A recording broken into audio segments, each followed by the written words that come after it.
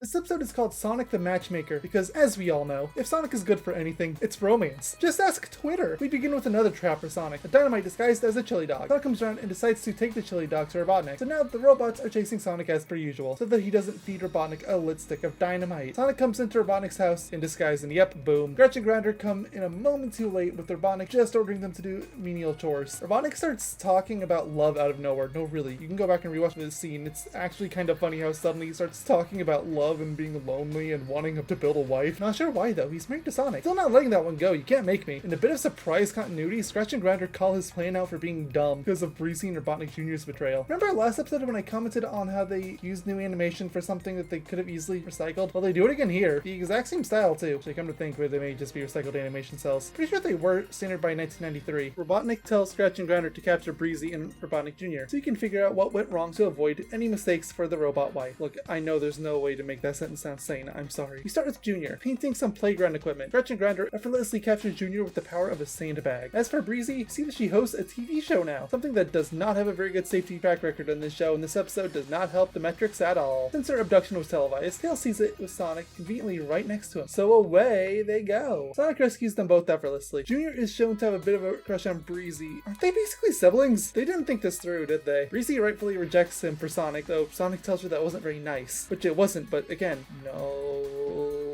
Sonic writes her another poem. It's been nearly a year since I watched that episode, and I'm being reminded of how much I dislike this trash. Welcome back to another episode of Statue Watch. Sorry for the small size on the pictures here, but both the image itself and the others were all tiny little smear frames that you're not really supposed to pay attention to. And it shows that episode 9 is the highest detail smear frame I could find. Episodes 26 and 22-2 I think are better comparisons though. There's just so little detail on any of them. Like 38 has more detail than those two do, but it's still very clearly a low detail model. Like the yellow hinges from the building kind of blend into the Robotnik statue. The legs are just a couple lines and barely make out any details on the arm. The belly button thing is just gone. Who knows if he even has a mouth. Anyway, back to the episode. Robotnik is nearly finished building his bride and tells Scratch and Grinder, who have just arrived back in the fortress, about his honeymoon plans, which may or may not involve a famine. You're wondering why I didn't bring up the obvious, that Junior and Breezy escaped. It's because the scene barely even acknowledges it. They say they are lost. Robotnik acts distraught for all of 2 seconds, then it's back to Robotnik is a genius, look at me! Tails meets with Junior. The latter is sulking because Breezy likes Sonic instead of him. Implications, Junior, you're better off without her. Tails says this is because Sonic is a hero, so Junior should try being a hero too. So they fake Tails falling into a hole. Let me say that again. They fake a kid that can fly, and does so regularly, falling. Everyone in the show is an idiot. The scheme goes exactly how you would expect. Sonic saves Tails before Junior has the chance, and he saves Junior. Okay, I didn't expect that part, but I should have. Sonic and Tails leave just in time for Scratch and Grinder to return with their next plan. So they are still after them? I guess it was implied, but look, this episode is whack. They use a device to melt the snow and create a tidal wave as Junior was giving some flowers to Breezy. Oh wow, they were caught again. I'm not used to this. Scratch and Grinder are being competent, throwing me for a loop. Robotnik finds the flaw by examining the two of them, after which they are dismantled and thrown out. How will they ever escape? Oh, Sonic's right there. Right, time to go back to the whole famine thing. Junior tries running off to stop the plane too, to impress Breezy. Give up, kid. It's better for all involved. Tails asks Junior's feelings to Breezy, and she's actually kind of into him now. I hate this episode. You see Robotnik trying to dam up a river, while Scratch and Grinder try. Robotnik lies around ordering his robot wife around like a maid. Scratch and Grinder actually managed to stop the water, and the area downstream dries up like that, until Sonic fills it back up with a big old bulldozer. Tails and Breezy catch up to Junior, just in time for the river to come back and sweep Junior away. So Breezy jumps in after him. They're robots. Aren't they supposed to malfunction from getting wet? Come to think of it, Scratch and Grinder were in the water earlier too. Why was Robotnik so worried about his robot wife getting wet? Oh, that's why. Guess she's the only machine capable of short-circuiting. Breezy breaks off with Sonic? Up as Junior?